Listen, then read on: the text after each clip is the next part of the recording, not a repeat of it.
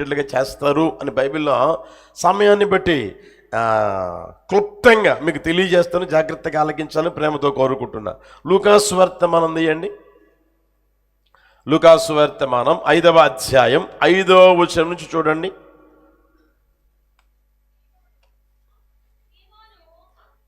గట్టి చదవండి.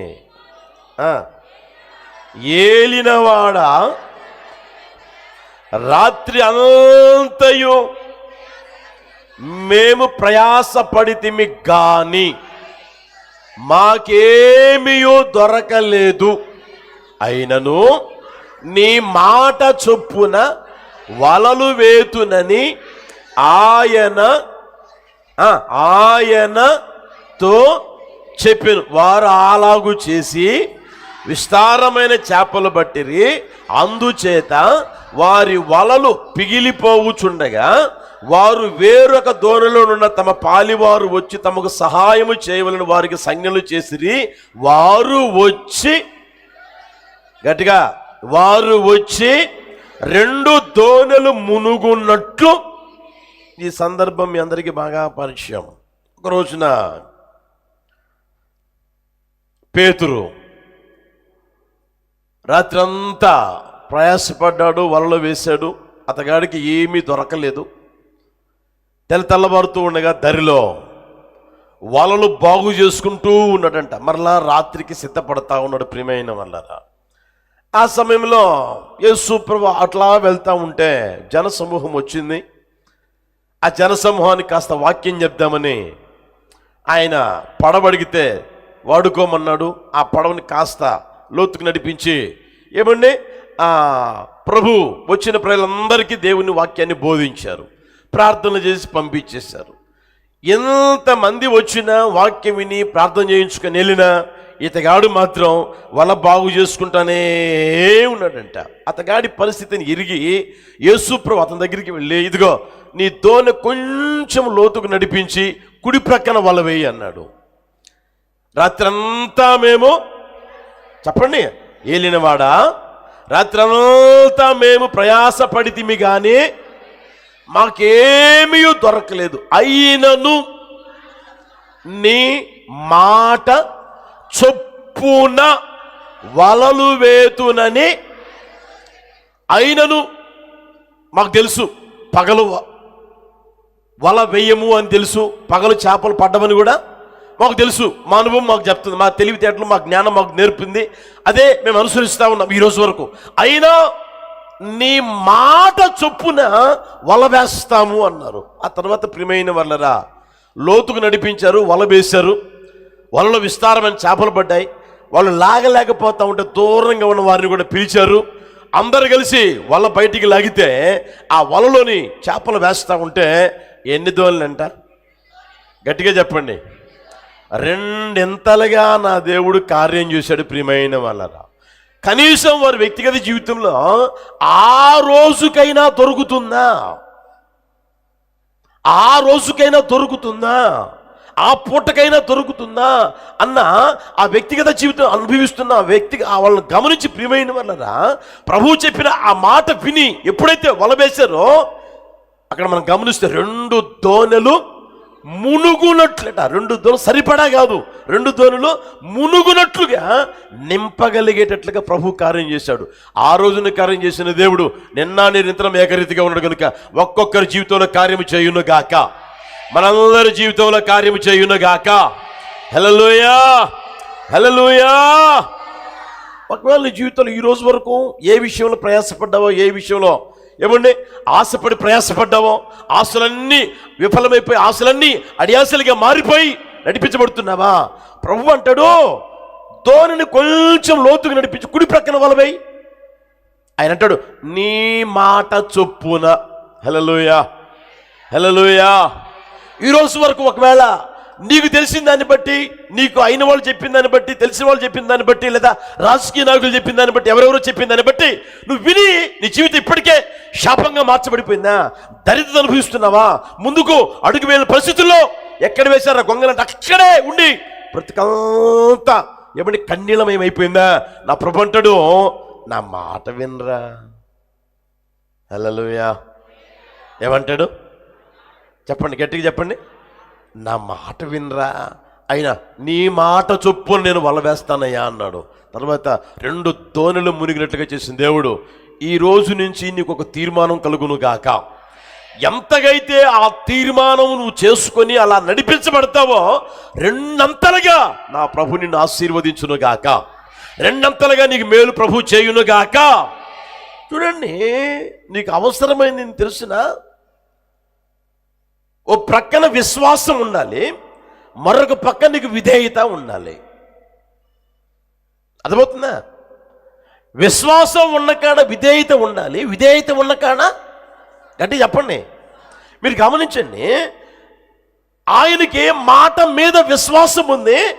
అర్థమవుతుందా? అదే సమయంలో చెప్పింది చెప్పినట్టుగా ఏం చేశాడు? చేశాడు. అంటే అర్థం ఏంటి? ఇప్పుడు చెప్పండి, నీ వ్యక్తిగత జీవితంలో, నా వ్యక్తిగత జీవితంలో ప్రభువుని విశ్వసించడం ఒక ఎత్తు అయితే, విశ్వసించిన మాటలో విధేయత కలిగి బ్రతకడం మరొక ఎత్తు, మరొక అనుభవం. ప్రియమైన వాళ్ళరా, ఈరోజు చాలామంది చూడండి, విశ్వసించే వాళ్ళైతే ఉన్నారు, కానీ ఇప్పుడు ఇక్కడ ఉన్నారు, యేసు ప్రభువుని విశ్వసించారంటే విశ్వసించకుండా ఇక్కడికి ఎందుకు వస్తామన్నా, విశ్వసించకుండా మందిరానికి ఎందుకు వస్తామన్నా, విశ్వసించకుండా ఏమండి ఇంత ఛార్జీ పెట్టుకొని ఇక్కడికి ఎందుకు వచ్చి కూర్చుంటామన్నా అని అంటారు. కానీ అర్థమవుతుందా? దానికి సంబంధించిన విధేయత ఏమైనా కనిపిస్తుందంటే పొరపాటు కూడా కనిపించదు. అందుకనే ప్రభు అంటాడు, 2 అంతలుగా నేను నీకు మేలు చేయాలని ఆశపడతా ఉన్నా. ఇప్పటికైనా పోయిందేమీ లేదు. ఈ ఆర్థిక సంవత్సరం ఈ రోజైనా ఒక తీర్మానం కలిగి నువ్వు ప్రారంభించగలిగితే నా యేసయ్య 2 అంతలుగా మేలు చేయునుగాక, 2 అంతలుగా మేలు చేయునుగాక, 2 అంతలుగా మేలు చేయునుగాక. హల్లెలూయా, హల్లెలూయా. అర్థమవుతుంది ప్రియమైన వాళ్ళరా, ప్రియవనుస్తురా, నీ వ్యక్తిగత జీవితంలో జరిగిపోయింది వదిలిపెట్టి, అయిపోయింది వదిలేసాయి. యేసయ్యని విశ్వసించావు. అందుకనే ప్రభు కూడా అన్నది ఏమని తెలిసిన, దేవుని యందు విశ్వాసముంచి ఉన్నారు, నా యందును మీరు. అంటే అర్థం ఏంటి? నా మాటకు కాస్త విధేయత చూపండిరా.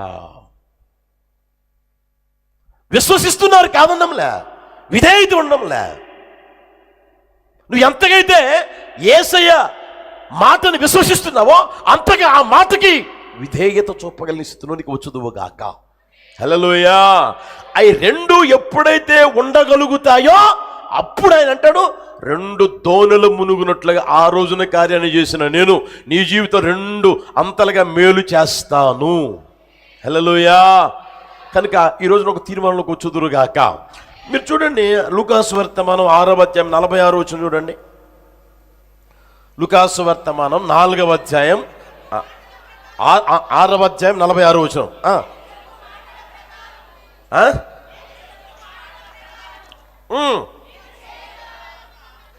నేను చెప్పు మాటల ప్రకారము మీరు చేయక ప్రభువా ప్రభువా అని నన్ను పిలుచుట ఎందుకు?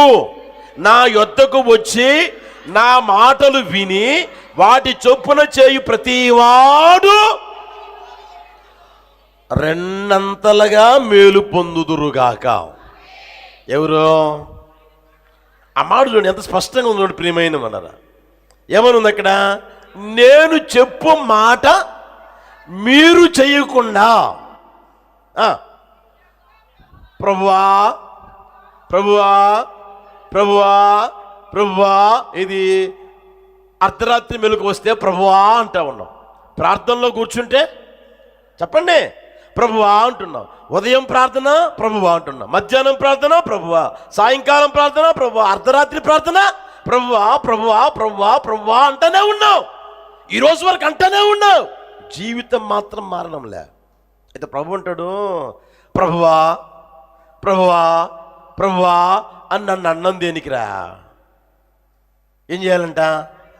నేను చెప్పిన మాట విను, నేను చెప్పిన మాట విను, నా మాట ప్రకారము నీవు చెయ్యి, విని నా మాటలు విని వాటి చొప్పున చేయడం నేర్చుకో. ఊరికే ప్రభువా ప్రభువా ప్రభువా అన్నదానికి నా కన్నీళ్ళు నాకు కనిపించట్లేదా, నీకు కనిపించట్లేదా? నా దిగులు నీకు తెలీదా? నా బాధ నీకు తెలీదా? నా వేదన నీకు తెలీదా? అయ్యా నా దరిద్రత నీకు తెలీదా? అన్నం దానికి నా మాట చొప్పించాయి, నా మాట చొప్పించాయి. హల్లెలూయా. అట్టి కృప యేసు నామములు మనందరి మీద కుమ్మరించబడును గాక. ఈరోజు వరకు ఒకవేళ విశ్వసిస్తూ విశ్వసిస్తూ విశ్వసిస్తూ కాలయాపన చేసుకుంటూ వస్తూ ఉన్నావేమో. అర్థమవుతుందా? ఆశీర్వాదం కోసమైనా, దీవెన కోసమైనా, దేనికోసమైనా, ఘనత కోసమైనా, హెచ్చింపు కోసమైనా కాలయాపన చేసుకుంటూ వస్తూ ఉన్నావేమో. ప్రభు అంటాడు, నువ్వు ప్రభువా ప్రభువా ప్రభు అని పిలవడం దేనికిరా? నా దగ్గరికి వస్తారు, అన్నా చెప్పండి, నోరు తెరవచ్చుగా, అన్నా అన్నా అన్నా అన్నా అన్నం దేనికి? ఏం చేయాలి?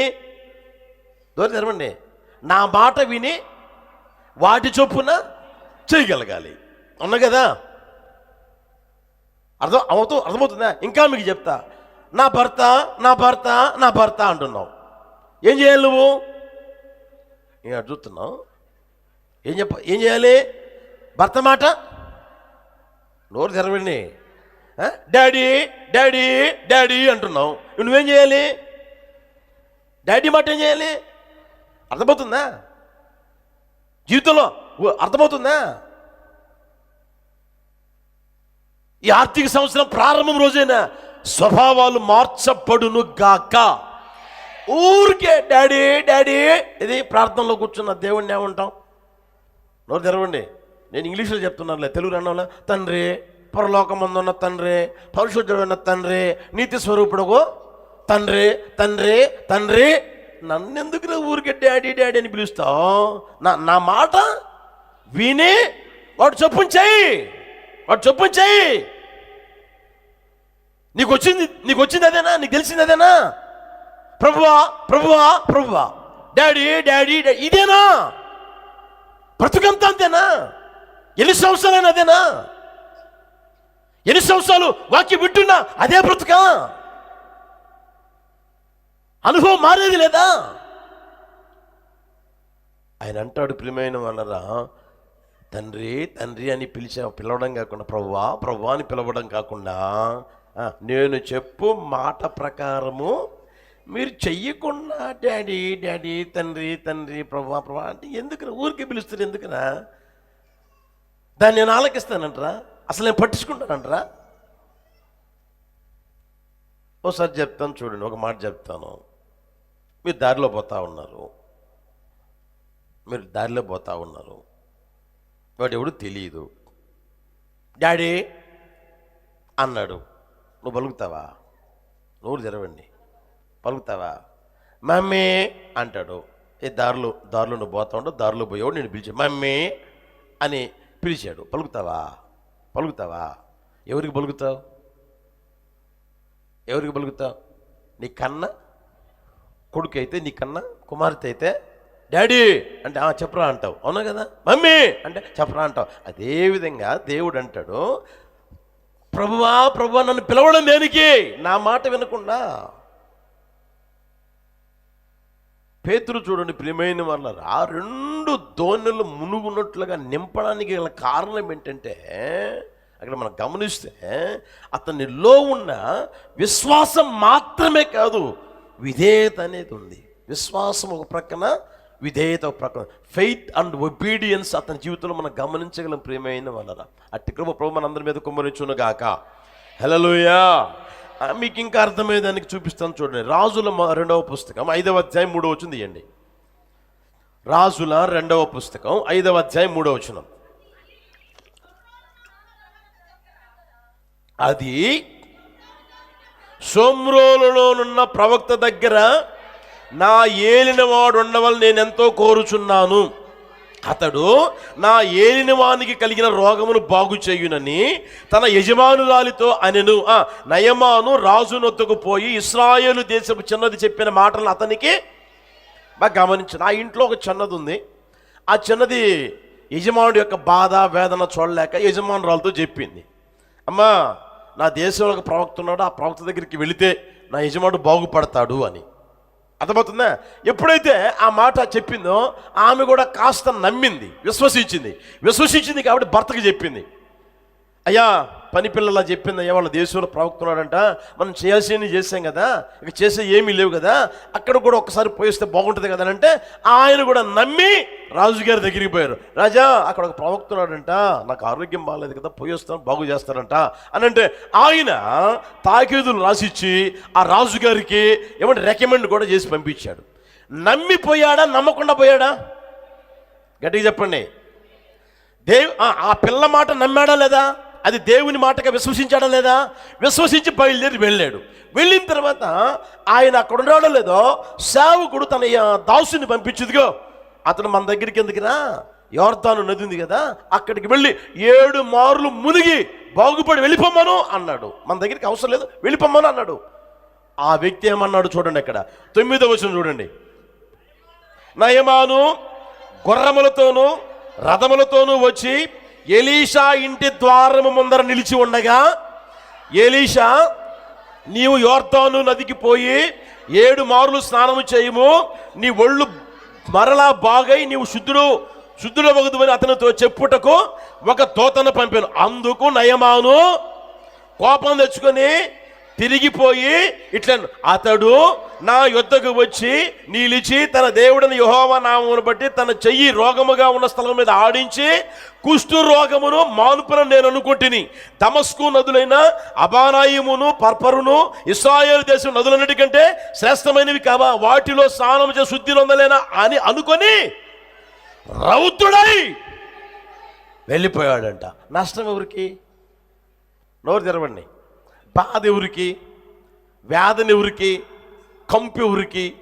ఇరుకు ఎవరికి? ఇబ్బంది ఎవరికి? ఆ బాధ భరించేది ఎవరు? అనుభవించేది ఎవరు?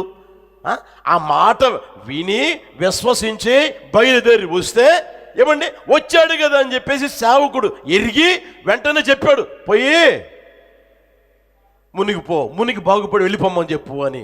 వచ్చినాడు ఏం చేయాలి చెప్పండి? సేవకుని మాటకి ఏం చేయాలి? విధేయత చూపి, దేవుని మాటకి విధేయత చూపి వెళ్ళి మునిగితే బాగుపడిపోయేవాడు. రౌతుడే వెళ్ళిపోయాడంట. పోతా ఉంటే అలలో ఒక దాసుడయ్యా, బంగారం అడిగాడా, వెండి అడిగాడా, మనులు అడిగాడా, మాణిక్యాలు అడిగాడా, ఏమన్నాడయ్యా? అక్కడికి వెళ్ళి 7 సార్లు మునిగి వెళ్ళిపోమన్నాడు. ఖర్చు లేని పని కదయ్యా, ఇంత దూరం వచ్చింది కదయ్యా అని కాస్త చెప్పవలసిన రీతిలో చెప్తే, నిజమేనంటావా, అవునంటావా అని వెళ్ళి మునిగి బాగుపడిపోయాడా లేదా? ఎప్పుడు వచ్చింది ఆ బాగు? చెప్పండి, గట్టిగా చెప్పండి. విశ్వాసం ఉన్నప్పుడు కాదు, విశ్వాసం ఉన్నప్పుడు కాదు. విశ్వాసం తర్వాత ఏముండాలి? విధేయత ఉండగలగాలి. నీలో ఎంతగైతే విశ్వాసం అనేది ఉంటుందో నువ్వు చేసే ఆ పనులు ఎలా ఉంటుంది? విధేయత కలిగిన జీవితం ఉంటుంది. కనుక ప్రియమైన అన్నారా, ప్రభు అంటాడు, ఊరికే నన్ను ఎందుకురా ప్రభువా ప్రభువా ప్రభు అని పిలుస్తారు. నేను చెప్పిన నా మాట వినకుండా ఎందుకురా ఊరికే ప్రభు ప్రభు అన్నావు? ఏం ప్రయోజనం? నా మాట విను. హల్లెలూయా, హల్లెలూయా. కనుక దేవుని మాట మీద విశ్వాసం ఉంచి దేవుని మాటకు విధేయత చూపిన వారికి దేవుడు ఏం చేస్తాడంటే 2 మేలు చేయునుగాక. యేసు నామములో ఈ మాసం ఇప్పుడే నా యేసే ప్రారంభించునుగాక, ఆ మాట నెరవేర్చునుగాక. మనలో ఉండవలసింది ఏం తెలుసా ప్రియమైన వాళ్ళరా? ఇప్పుడు చెప్పండి, విశ్వాసము, దానికి తగిన విధేయత అనేది నీళ్ళు ఉంటే ఆయన 2 రెట్లుగా ఆయన ఆశీర్వదించునుగాక. యాకోబు పత్రిక చూడండి, 2వ అధ్యాయం 22వ వచనం కూడా ఒక మాట ఉంది చూడండి. యాకోబు పత్రిక 2వ అధ్యాయం 22వ వచనం. విశ్వాసము అతని క్రియలతో కూడి కార్యసిద్ధి కలుగజేసెననియు, క్రియల మూలముగా అతని విశ్వాసము పరిపూర్ణమైనదనియు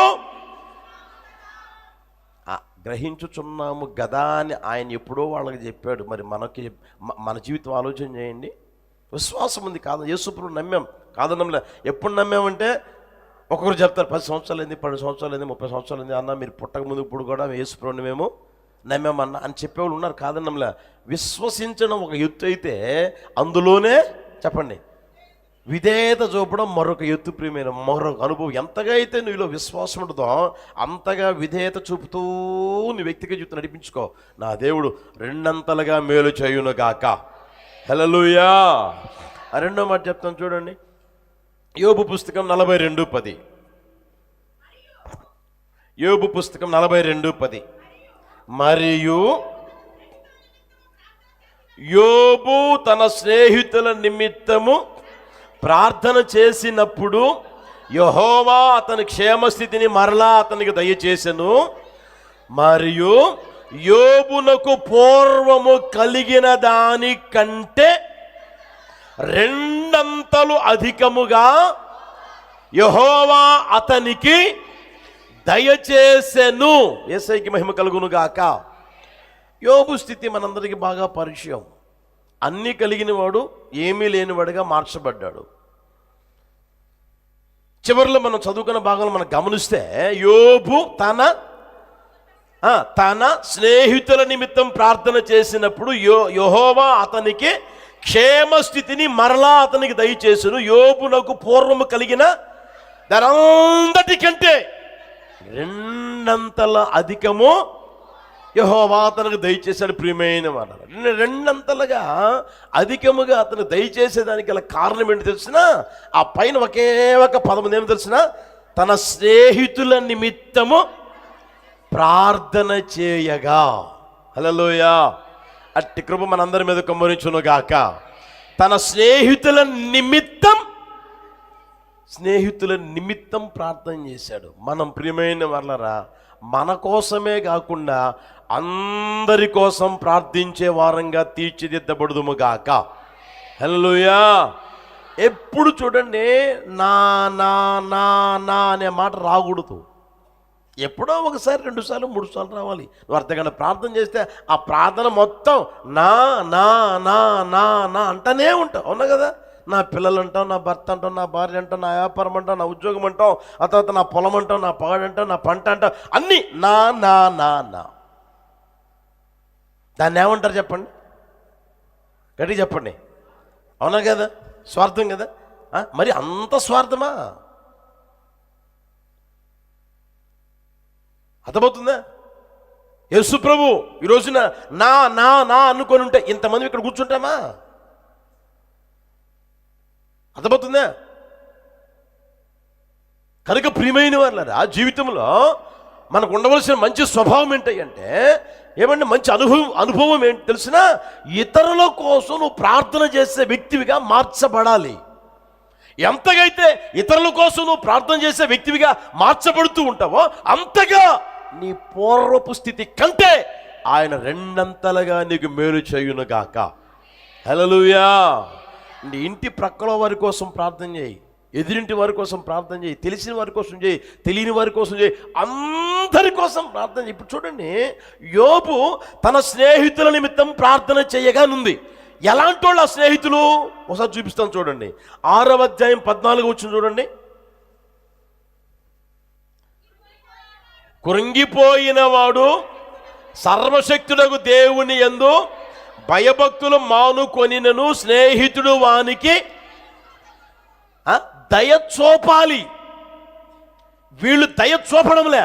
ఈ స్నేహితుల స్వభావం ఏంటంటే దయే చూపడంలే. తర్వాత గమనించండి, 15 వచ్చింది చూడండి.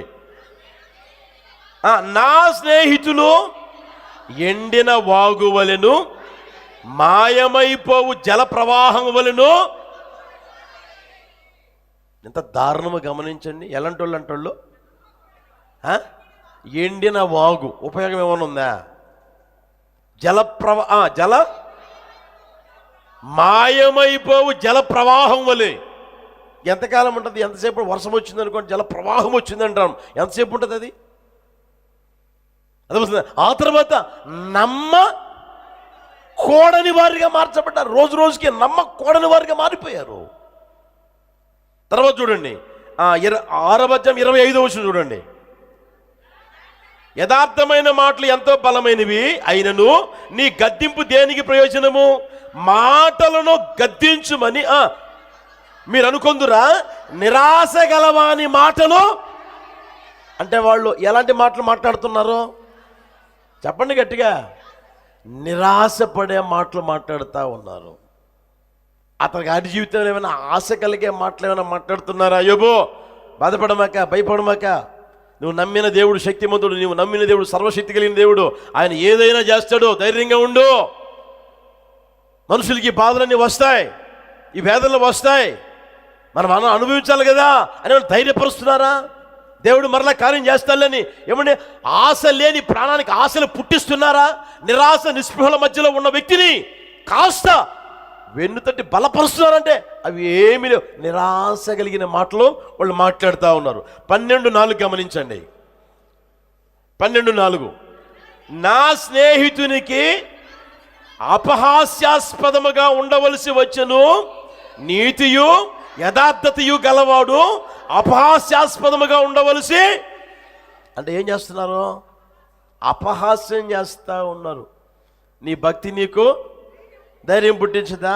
నువ్వు యథార్థవంతుడైతే, నువ్వు నీతిపరుడైతే, నువ్వు నమ్మకమైన వాడివైతే, చెడుతనాన్ని విశ్వసించి నిజంగా ఆ బ్రతికితే దేవుడు ఎందుకు ఇలా చేస్తాడు నీకు అనే మాటలో మాట్లాడుతూ ఆయన జీవితాన్ని ఏమని అపహాస్యం చేస్తూ ఉన్నారు ప్రియమైన వాళ్ళరా. తర్వాత మీరు చూడండి 13:4 గమనించండి. 13:4 మీరైతే అబద్ధములు కల్పించువారు వీరందరూ ఎవరంటే వాళ్ళు అబద్ధాలు కల్పిస్తా పనికిమానులాగా తయారైపోయారు. 16:2 చూడండి. ఇట్టి మాటలు అనేకములు నేను విని ఉన్నాను, మీరందరూ బాధకే కర్తలు కానీ. అంటే వాళ్ళు ఎవరు? స్నేహితులు ఎవరంట? ఏ రోజైనా చూడు బాధ పెడతానే ఉంటారు, బాధపరుస్తూనే ఉంటారు, బాధపరచకుండా పొరపాటు కూడా ఉండరు, బాధపరుస్తూనే ఉంటారు. తర్వాత చూడండి 16:4 గమనించండి. నా స్థితిలో మీరుండిన ఎడల నేనును మీ వలె మాట్లాడవచ్చును, నేనును మీ మీద మాటలు కల్పింపవచ్చును, మీ వైపు చూసి. అంటే ఇప్పుడు ఏం చేస్తున్నారు? యోబుని చూసి తల ఆడిస్తూ ఉన్నారంట. నీకు కావాల్సిందేరా ఈ గతి, నీకు పట్టాల్సిందేరా ఈ గతి అని తల ఆడిస్తూ ఉన్నారంటే ప్రియమైన వారరా. 20 వచనం కూడా చూడండి. నా స్నేహితులు నన్ను ఎగతాళి చేయుచున్నారు, అంటే ఎగతాళి చేస్తూ ఉన్నారు. 19:14 చూడండి. నా బంధువులు నా యొద్దకు రాక ఉన్నారు, నా ప్రాణ స్నేహితులు నన్ను మర్చిపోయి ఉన్నారు. 19 వచనం చూడండి. నన్ను ప్రేమించిన వారు ఎవరంట? వాళ్ళు ఓ ప్రక్క తిరగబడేవాళ్ళు, ఓ ప్రక్క మర్చిపోయేవాళ్ళు, ఓ ప్రక్క ఎగతాళి చేసేవాళ్ళు, తల ఆడించేవాళ్ళు, బాధకి కర్తలుగా ఉన్నవారు, అపహాస్యం చేసేవారు, కీడు కల్పించేవారు, అబద్ధాలు చెప్పేవారు, పనికి మాలినోళ్ళు, ఏమండి గాలి మాటలు మాట్లాడేవాళ్ళు, తర్వాత ఏమండి నమ్మకూడని వారు, ఎండిన వాగుల వల్లే ఉన్నవారు, తర్వాత దయ చూపేవారు కానే కాదు. ఇలాంటి ఏమండి దుష్ట స్వభావాలు కలిగిన తన స్నేహితుల నిమిత్తం యోబు ఏం చేశాడంట? అలాంటి వాళ్ళు ఉంటే ప్రార్థన చేయబుద్ధి అవుతుందా?